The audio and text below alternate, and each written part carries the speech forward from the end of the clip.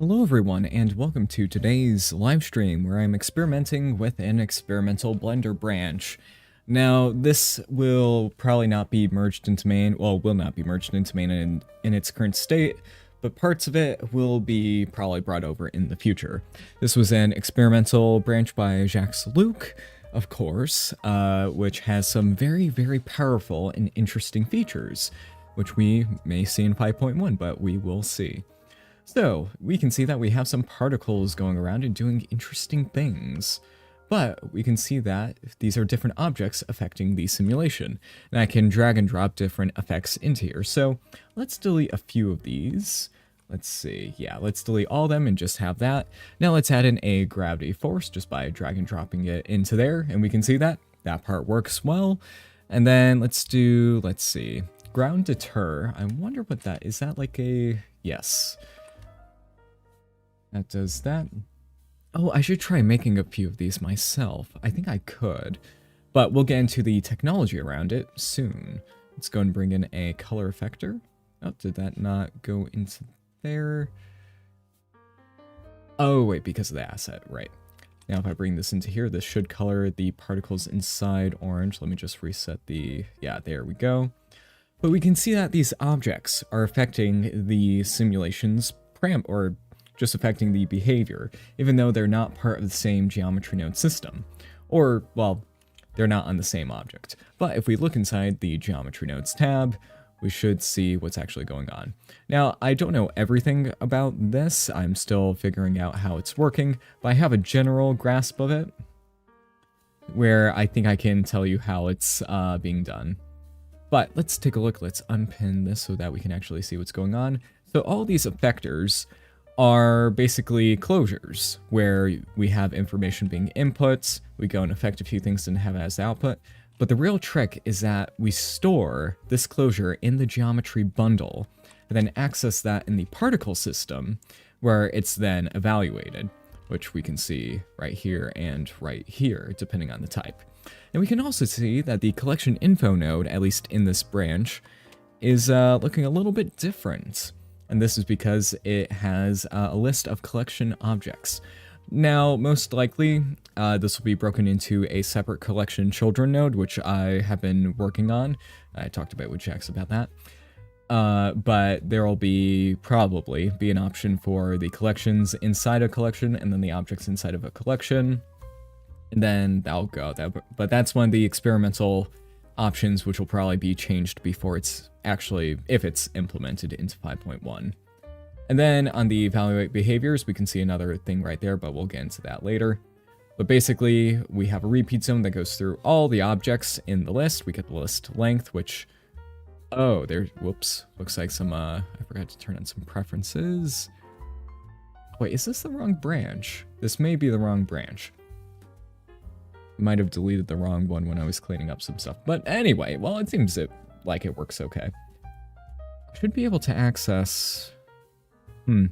that's weird. But yeah, all that happens. It gets the bundle, it gets the closure from the bundle, which means that essentially, you could do a lot. Like, you can add infinite features to a particle system with this method. Because you just need an object with what's in there and then it'll work. So, just for... Would this be a bad idea? I may try to make like a collision part into here, but that might... I don't fully know how it works, so it might be a bit weird too. But yes, we can see this does the behaviors and all that. Was there one that accessed the name, or am I misremembering? No. Now, the name here is also an experimental feature. Maybe there'll be like an object bundle, which will just house all the other information from the geometry, from the object, because that's different from the geometry bundle, because that only stores that. Maybe I was also thinking about making a data block to string thing, which I think could be very good. Maybe there's a giant technical limitation that wouldn't make that possible, but the ability to go through an object image geometry collection material bundle closure or something like that. Well, maybe bundle and closures are a bit too much, But basically anything that would be kind of named like a collection, image, object, and then convert that into a string where you can then compare and then do stuff like that would probably be good. And then maybe a string to data block node if the data block exists. But I think that would be a bit far-fetched. But maybe, who knows? I would have to look into that. And then kill old particles, where in this case, in this branch, I think Jax did add in the get named. Oh wait. Get bundle. Oh, that's why I named it, right? I forgot there was a renaming thing done in there. But yes, get the bundle item, which I think this works. I think the only part that doesn't work is the remove. Actually, the remove should have been commented out, unless I did the build wrong. But yeah, that may help in some cases to get like the particles without having to constantly refresh the separate bundles. But yes, that is pretty cool. Then we have all that, and it goes into there. So yeah, this is declarative objects. Wait, what was it again? Here, let me actually link the branch in case anyone wants to take a look at it. Declarative object effectors. Let me go and just plop that in the chat. Greetings from Croatia. Oh, Croatia, that's a new one. Hello, I hope you're enjoying the stream. And then particle delta time, which in this case... Oh, this is interesting. I'll need to look into how this is being done in the ticks. Okay. Interesting, I'll need to look into that. And then evaluate behaviors. That gets the stage. And then all that, okay. So that filters out that and that, okay. That makes a good amount of sense. I wonder. I know all that seems to be correct. So yeah, basically, if this is set up in the way that I think it is, basically, you would never have to change this part again. All the functionality would be derived from the objects rather than what's in here. Which I guess means you could have like one simulation and then everything else happens inside of, well, that might be a bit, too much, because I don't know everything about this. I've only had a little bit of time to look over it. But yes, in terms of trying to make my own effector, effectors, and then let me go back to the layout. There's a constant force, a deter effector. Yes, what do you do? I assume that just, does it delete it or is it bouncing?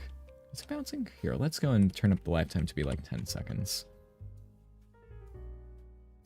Alright, and then the ground is... Oh, when they're... deleter. My brain just swapped the letters there. It's a deleter, not a deter. But actually, what if I change the deters into... the deleters into deters as in collision things? Yeah, let me go and try that. Let me try to actually make a collision part here, just to see what's possible. So we have that in there. We get that part there, replace particles. Okay, so it takes the state and it does that. Gets the particles. And it does that, and then the transform. So does this also store the velocity? Maybe I picked the wrong one to... that's the effector shapes. Okay, we don't need to play around with that at all. And the self object, is that getting its self object or this self object? I'm assuming that one. I'm just playing around with this at the moment. Then evaluate closure is inside. Then, okay, that does that. So what I would need to do, okay, so first of all, I think in this case, I will not be using that part. Right? Because even though that is inside is good, I'll be replacing that with my own. And that has a geometry bundle, which I'll need to get the geometry bundle, then do that. Okay, so let me just Let's see if this will work. We don't have that. We don't have that. We just have that in there. When we use the geometry and then do that, that might be a bad idea. That's the end stage. So I just need to get the velocity and check that. Behavior states, format string. Oh, that is... Oh, and it's using get bundle item. Nice. It's good to see that that actually works, because that I made that very quickly. And then... Okay. Then bundle... Interesting. Okay.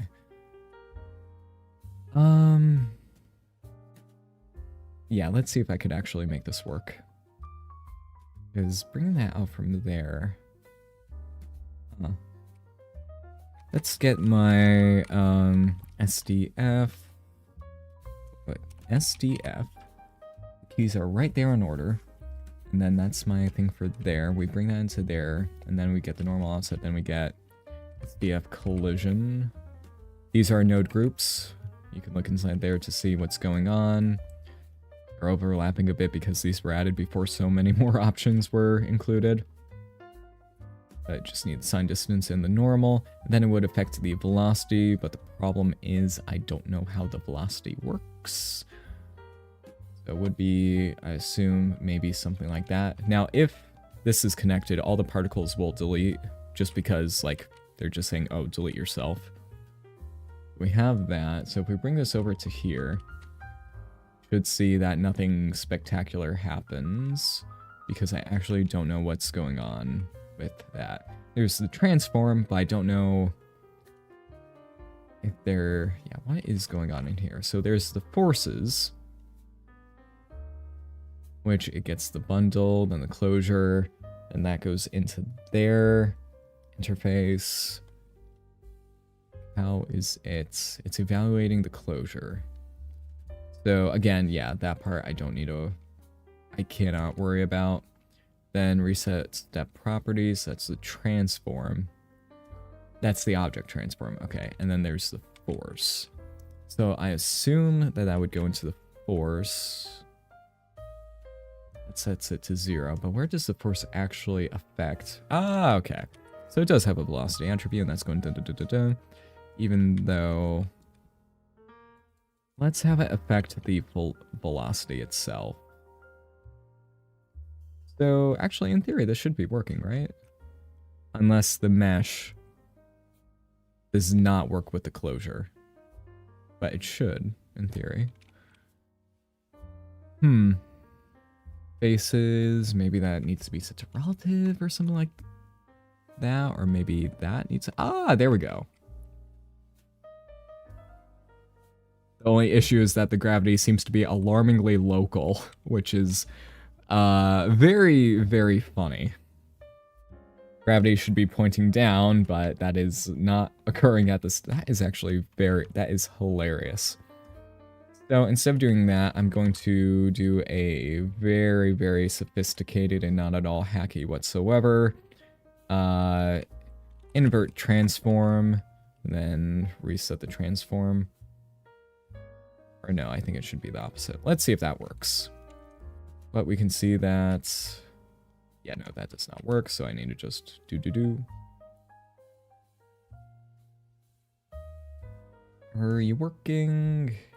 It appears to be so. Except the friction is way too high, which is weird. And then it's getting the self object as well. You should be bouncing. And it looks like they are. Yeah, no, they are bouncing, but just...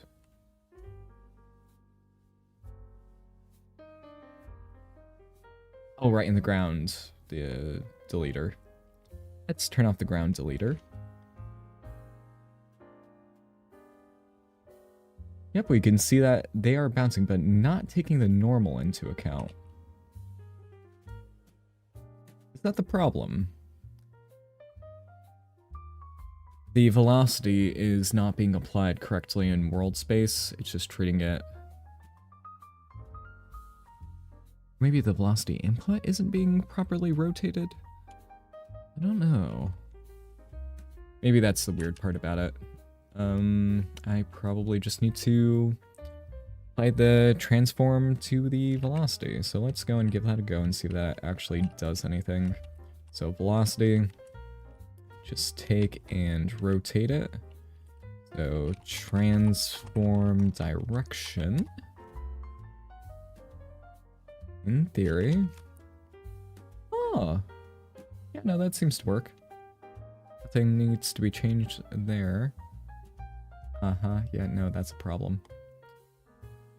I thought that this transform would work correctly, but maybe I'm wrong. Oh, wow. That's pretty. Unexpected, but hey, no, I think we need to keep that. Now, why would... Do I need to transform the normal?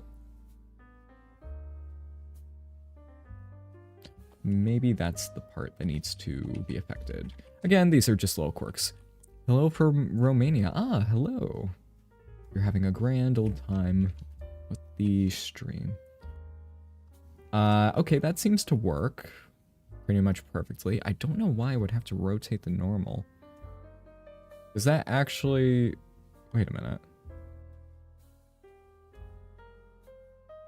That implies that I need to...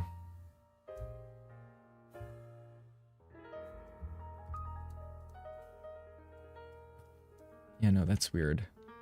Maybe I need to rotate...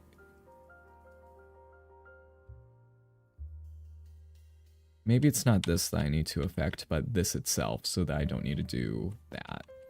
So right here, this will be incorrect. Because it won't read as if it's in the correct space. So I need to transform this geometry, or wait. The original or the relative?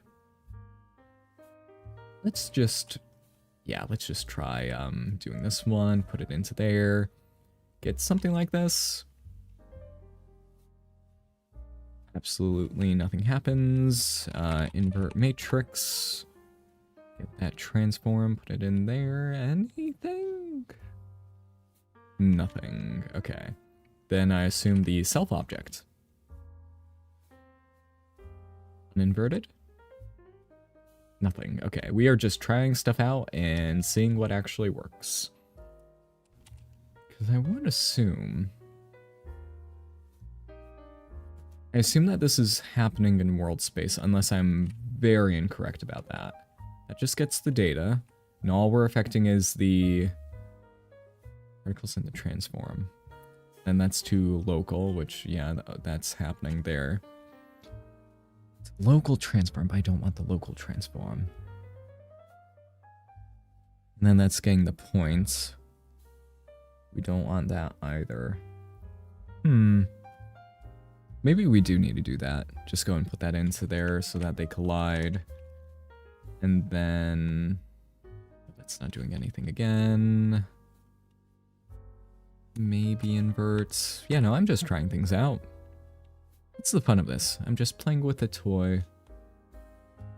Yeah, no, that's not working. Okay, let's go back to square one. Let's get the minimally functioning version done first. Then we can go and play around with the working version and see how that works. Transform direction. And just do that so that's less nodes, you know? Might not be pretty, but it'll function all the same. So with this, nothing happens again. I thought this was the surefire way to make it work. Was it like that? No, it shouldn't be like that, right?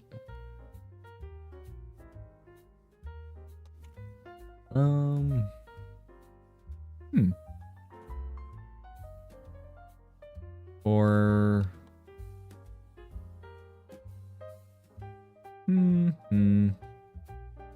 Which one was it, actually? Start the sim. I forgot. That is amazing. Self-transform? I completely forgot how to do that. The particle... Oh! Wait, no, that's the problem. Yeah, no, that's a problem. It seems like it mostly works, but there's still the issue because it should not be rotating quite like that. That seems to be a big problem. I assume that the normal input, yeah, that's causing that issue. So I guess I need to put that in from the outside. Let's see. I forgot how to...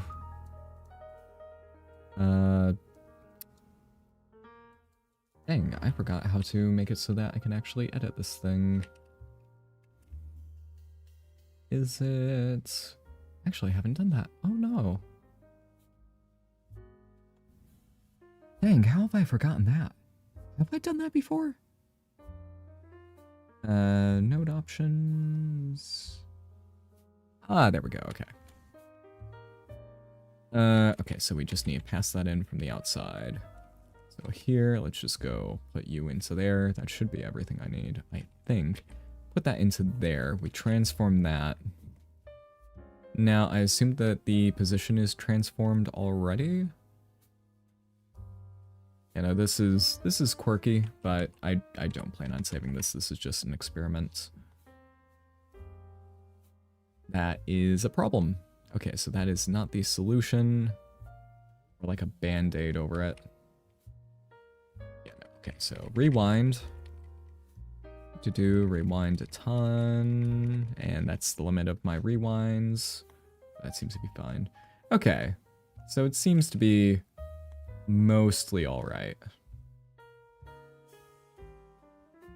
Except half of them want to go one way, half the other way. It's fine. They bouncing? Yes, they are bouncing correctly. So just like that, you have mediocre collisions because my collision systems aren't great. I am waiting for actual collisions to be added to geonodes for things to be actually good with that, but for now, this will work. Look at that. Having multiple colliders, which actually, come to think of it, having it so that the colliders are all like this is probably a bad idea. Because that would become probably super expensive. Or maybe not. Maybe it's better to be doing it object by object. Maybe that helps with like the KD tree or whatever. Yeah, how would the collision world work properly? Would you just have a collection, and it references everything in that collection, and then... yeah, actually, that might be the way to do it, rather than this. Or maybe a new collide particle with instance or something like that. I am not sure. But yeah, with just a few very, very super duper hacky things, you can make a new effector, which makes collisions happen. And maybe that shouldn't happen at the end. Maybe that should happen at a different stage. What are the stages here? Emit force. Maybe it should happen at the force stage. That might be a good idea. Not the emit, the force, instead of the end. Although, having the collisions at the end stage might be the way it's supposed to. It's been a while. Let's go and try this. It doesn't seem bad, but doesn't quite seem... Is that correct? It might be the way to go. I keep forgetting... No, collisions are supposed to happen last, right? So that the next frame... I don't know. You know, I fail to know. And then what else? We can make another effector for like noise and stuff like that. If it's inside the sphere, let's go and add in another one. So if it if it's inside the sphere, instead of deleting all that, we'll put this there. This will be forces, or what was that thing's name in there? Force. Yes, non-plural. Let's go and put that into here. We'll just set the force, not the velocity, because that gets evaluated. Go and chop out U. We don't need...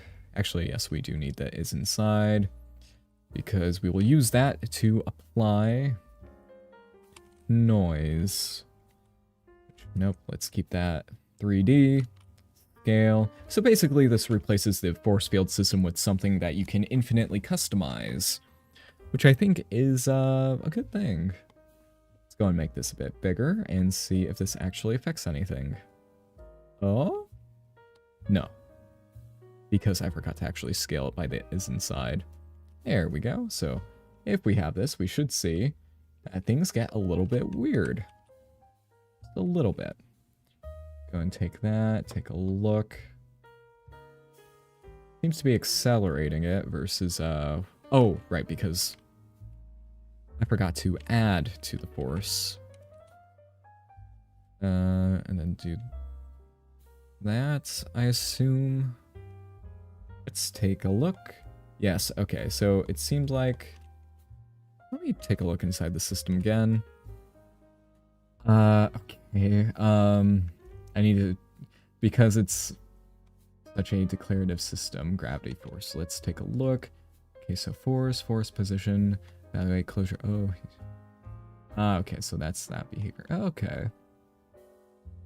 That. Force. Add. Okay, that seems to work. Unless there's the strengths like that. Okay. No, all that seems to be working. The only weird thing is that... Actually, let's make it so that it rotates the force. Rotate vector rotate. There we go. Let's make it so that it warps that. It's not normalized. That explains a lot. So here we should see, yeah, it's just doing that as you would expect. Let's set it to 1 so that we get something a little more... Yeah, okay, that's normal noise. Now let's plug that into the rotation. Make it so that I'll rotate at 1, which is probably way too much. I was thinking it would go and warp the gravity. But maybe it's because it's not happening last? So if we were to change this to the end stage, we should, in theory, see absolutely nothing occurring. Lovely. I think that would at least do something. So we're rotating. We just set that to 0. It still does nothing. Huh? Velocity. It should... Okay, that works. Maybe it's because it's not in the force. No, it should work either way. So force, yep, that does that. Force. I'll keep the previous velocity. Oh, no. I wanted to rotate the velocity. It's been a while since I've been dealing with physics systems, so this will work. There we go. Precisely as I intended. So in this case, just doing that, I could add in a damping force if I want. Here, we're just making a wibbly wobbly force, and I can change the strength, all of that. Let's actually go and add in a group inputs for the strength. So now, the user never has to look inside of geometry nodes whatsoever. It's all a modifier-based system. You just have this, and you can have some effectors do that. Some for collision, some for random stuff. I could use the UV tangents to, make stuff happen. That's how it's done. And then also, yeah, this is just a regular mesh that now has the collision part applied to it, and then you can set the strength and stuff like that individually. So, yeah, that's how it's done. Waiting patiently for him to add a smidge of random to the bounce. Well, let's go and add that in real quick to our collision effector. Let's go and just add in a random value, which can be set from here. Actually, yeah, let's go and put in the group inputs. So group input 1 for the bounce, friction, and I'll just connect this just so that you can see the random bounce right there. So now, in all its glory, there you go. So there you have that and that. Here, let's just go and remove everything else. So now each collider can have these parts right here. And then, like, maybe you can have settings for, like, oh, what would it be? Let's see. You know, this mesh is still, as far as I can tell, completely unaffected. It just has more data stored on it. Yeah, no, it's just a closure and the string stored on it. So this should be basically instant, I hope. It takes a little bit of time just to store that, and then, yeah, overhead might be something to contend with, but it shouldn't be that bad. The only other thing I can think of is like storing this on the object instead of the geometry. Maybe that would be faster. But that's a whole technical problem that I'm not even sure could work. So again, right here and here, because these are separate, you go and set the bounce on 1 to be 0. I hope this will work. Yes. Bounce on 1 will be 0, the other one like that. And you could do this before, like storing data on stuff like this and then bringing out in other places. Like before I did that with like empty instances or turning this into an instance and storing data. But that's just the storing data stage. That, you know, isn't all too special. What is special is having the closures. Let me rephrase that. It's not too special outside of having a proper way of doing it and the convenience of a proper way of doing it, but also the closure. This is where the extreme power comes from. Because you can basically have this say, hey, do absolutely anything you want, and then it'll just be like, okay. So I can literally make this. Oh wait, I need to incorporate the particle radius. Now this, you'll see some cool stuff here. So collider, let's go and put in the radius. So now these will collide with, or they'll actually use the point radius. Now we'll use this part right here to go and change our particles. So another new effector, I'm not naming anything. We go and take out all of that. Please tell me I duplicated it. Good, okay. So in here, it does that. Yep, that's all good. Let's go and use a set point radius. So I could make it so that when the particles collide, their radius changes, or when they collide with an object, their radius changes. Because again, these colliders can be anything I desire. So in this case, actually maybe I should do that. No, it's probably fine. Let's just set the radius to 1 if they go into there. So is inside, if that is true, they will just become giant particles. And we can see that the radius is being affected right there because it is radius compatible. I can make it so that if they enter the sphere, they will duplicate. I can make it so that literally anything happens. Because it's just a setup. You just have a management system, and then anything else can occur.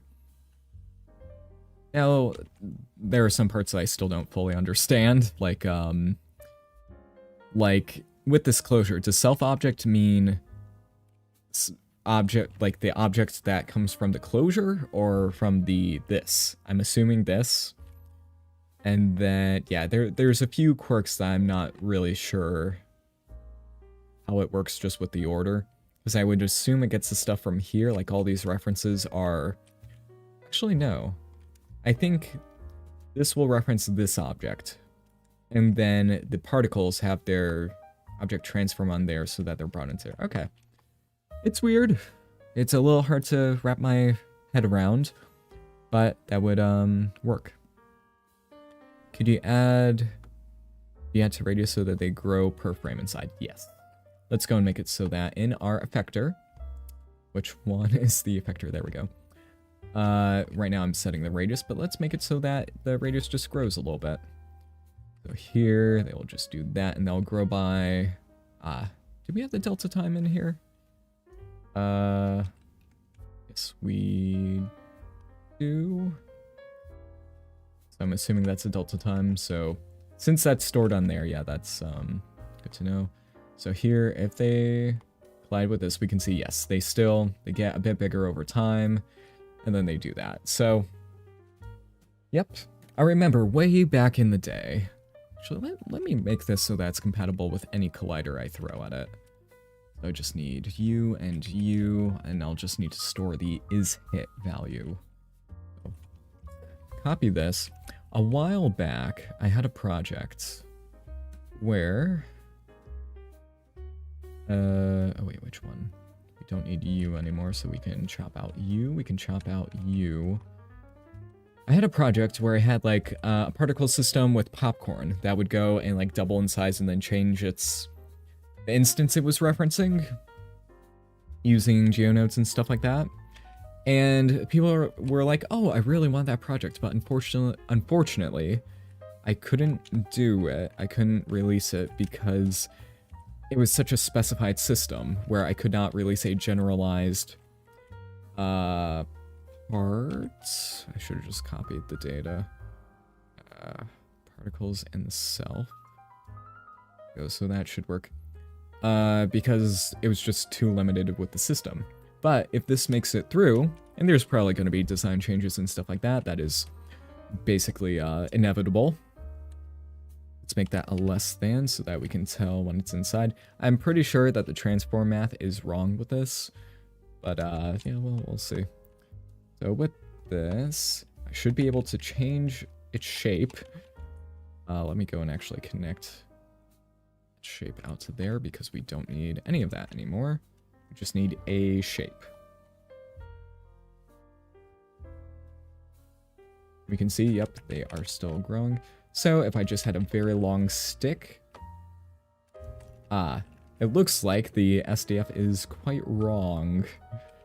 I'm assuming just because, yeah, that's incorrect. But, yeah, what if I were to just,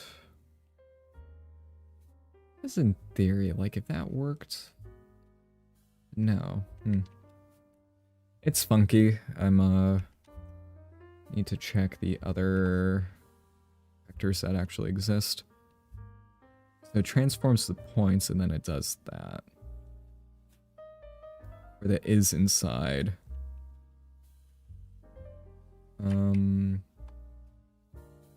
That just, yeah, no, that just takes that in and puts that out. So, yeah. Oh, and there's a custom one too. But that's using array cast. So I could put in my own in there. But yeah, I would have to do that. But anyway, let me just go and rewind time a bit to just use the, dang it, I don't have enough undo steps. But yeah, it's a cool look into a possible future. We're at 38 minutes, so I think I'm going to call the stream for today, just because my time is quite limited. I've got stuff to do. I guess I could take a few little... Wait, why is that working now? What, did scaling it just kind of mess some things? Yes, it did. Yes, it did. Yeah, okay. But we can see that the collisions and all that work. So the only weird thing that I'm not sure I can do with the system... Actually, no, wait a minute, I can. Is, setting the setting the instance. Let's see, let me think about this real quick. So if we have... How would I set the instance correctly? I can store an instance ID as an integer. So if it collides with an object, it'll switch between different objects, but all those would have to be predefined in the system. Which could work. I mean, you just define a... Yeah, well, let's give it a shot. So here it's just set material, and then instance on points. We just put this into here. We reference a collection or a singular object, whatever my preference is. Let's just have, let's see, Effector. Nope, new collection. I'm pretty. I swear they moved the button on that. but I can't prove it. So the monkey head, let's bring the cylinder in here. So with this, we could have a collection and then the instance index is decided by our effectors. I think that would be an effective way of doing it. Because I don't want to store instances inside the particle system because that would be extremely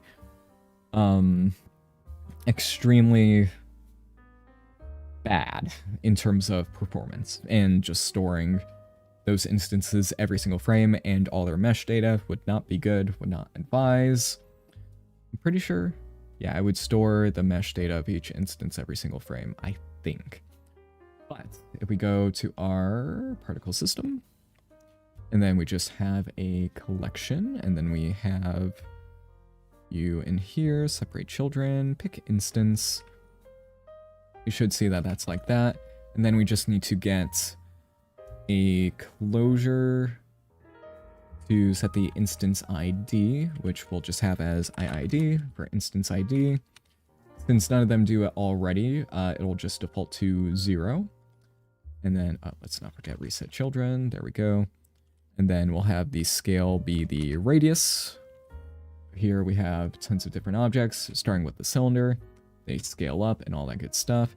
Even though you should divide this by 2, just to make it a little more accurate to the... oh, actually, no, that is accurate. Radius and diameter, I keep forgetting about all that. So, in our effectors, so which effector do we want to manipulate? I mean, you know the drill, everyone. Let's make a new one. And actually, I should have... let's make this a... I know we're almost an hour into the stream. Let's set the cavity to make this a bit easier to see. Make this random colors. Oh, that is much better. Why didn't I start out with that? But here we'll go and duplicate all that.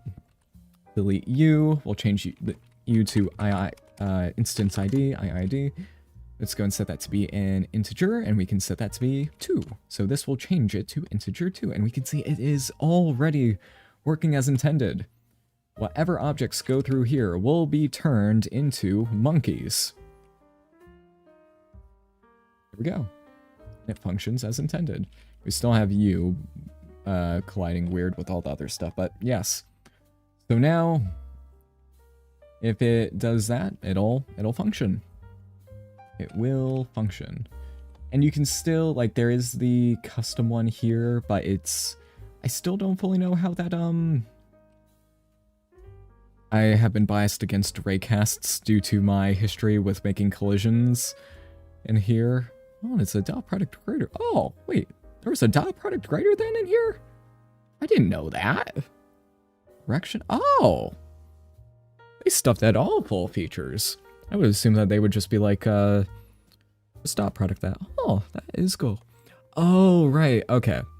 So the way this works is that it does a simple raycast down, and if it hits anything, it's inside the mesh. Okay. I can see how that works. But it does have a few caveats with all that. Right? Pretty sure. Yeah. Oh, and they added a nearest option to raycast. When did that happen? I'm out of the loop. I am out of the loop. Okay, but yes, a look into the future. Pretty cool. Yeah. So, yeah, I think that's everything for today. There's no rotations on this because angular velocity isn't implemented into this particle system. I think that can be done quite, maybe not easily because angular velocity can be a pain. In my previous system, I just had a vector, which no, particle systems use vectors for their stuff. For their rotations sometimes, or quaternions, all that stuff is fun. But whenever I had the particles rolling on the ground, I literally faked it, where I just took the distance that they traveled on the floor, and then rotated the particles based on how far they moved in the normal of the surface, which maybe is the way to do it, I don't know. But that was like probably 2 years ago at this point. But yeah, my particle system needs an upgrade. But it is, it's pretty cool. Let's see, what else to do? No, I think that's everything. Any last questions before I head out for the day? Let's see. It is cool. It's very cool to see. Oh, with the sphere. Oh, wait. With the sphere. I'm just going to do this because I think it looks a little bit better. Now I'm going to make it more like the empty. So I'm going to use a circle. Circle, yes. Let's go and use a transform geometry and then a join geometry. This isn't necessarily better. It's just like, oh, I want to see how it looks with this. So ecospheres block too much of my vision. 90, and then on the other side, this should be 90. There we go. Very cool. Very nice. There we go. Yeah, I just prefer the shape a bit. And then the radius. Let's go and plug in the radius there. There we go. Oh, it's the same. But yeah. So many options. So many options. Let's see. Oh, we got questions. Okay. Kind of a broad one, but what exactly is unique about this from how building things were done before? I'm still kind of confused on the state closure idea. Okay. So before, like, a good amount of this could be done in the old version of Blender, but not in, like, the correct-ish, or they could be done, but it felt more like a hack. Where previously, I would store data on empty instances, or just instances, and then I would separate, like, I don't know, the objects for collisions and stuff like that, if they had a certain integer value on them, or something like that. It wasn't great. But now, with bundles and closures, the bundle, in this case, we just store a bundle on the geometry. So we can store basically any data we want in the geometry. So we can store geometry underneath the geometry. I think I would need to test that. But you can store any data, which includes closures.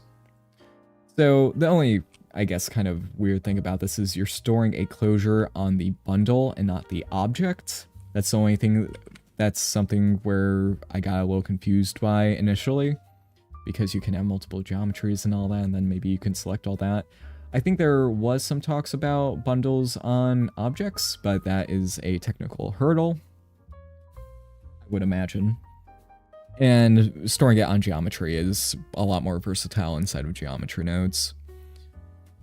Because you can have multiple lines of geometry versus just one bundle, and then, yeah, you get what I mean. But the closure is basically a portable node group. That's how I would describe it for people who don't know what it's like. It's basically a node group. So we're storing basically a node group inside this geometry, and then putting that node group inside of here. It's basically saying, hey, get that node group from the geometry bundle, and then put it in here. So that's kind of what goes on, except instead of a node group, it's a zone. So you get what I mean. Okay, how did you get into Blender? As a wee lad about a decade ago when I was 13 years old, I wanted to make Minecraft animations, as one does as a child who plays Minecraft and watches Minecraft animations on YouTube. Old Slamacow was my inspiration. Great animations from back in the day. I don't think he's doing them anymore. But, yeah, that's how I started. The original 3D program I used was Minimator. It was absolutely terrible. I would not recommend it. Probably quite impressive for the day. But, I remember 10 seconds per frame, and the rendering was not great. But it was a cool program for when I was 13 years old, but then I was like, huh, no, there must be more. And then I found this program called Blender. And then, let's see, Small Cow now in production, as I knew. Oh no, this was Slamacow. Actually, just for nostalgia's sake, I'll go and come up real quick. Now it's time for the nostalgia. Cow. Let's see. Oh, that is nostalgia right there. Let's see, please don't play an ad. First. We did it. Yep, playing an ad. Perfect. Lovely. I love ads. They're so nice. Skip ad. Let's see if I can find a recognizable frame. Do-do-do. 1 second. I'll pull from the last one he uploaded.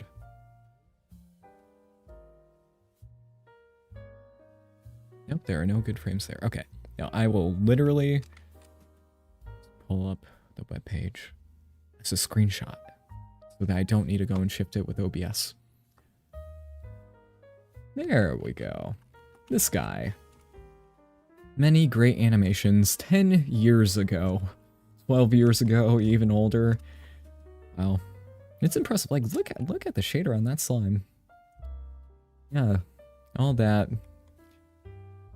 I hope he's doing well today. Oh, 20 million views, even back then. Wow, 74 million. Whoa. I think that was more popular than I thought. But yeah, great animations inspired me to get into this. And yeah, now that that happened, that inspiration when I was a child led me to working in cinema a decade later. Yes, okay. Tried to make my SAO and download free game engines with nodes. Oh, that's funny. Yeah, we all come from very interesting different backgrounds. Has there been an eloquent solution for particle interpolation for subframes, assuming just a repeat zone within the simulation zone? I would say that's the way to do it, yeah. It's not hacky, because it's just a little, or it might be a little bit, well, no, I wouldn't say it's too hacky, because it's literally just, you would do it the same way otherwise. Maybe they could implement it as an option to here, just for convenience. But the only difference between that and the other is you would just put a repeat zone and divide the delta time when you put it through. Maybe there's some technical stuff like interpolating objects, motion, which I don't really, that is above me. I don't want to deal with that ever. That's all that. But yeah, I think that'll be everything for today. Thank you all for watching this little experiment, and I will see you next time. Have a good one.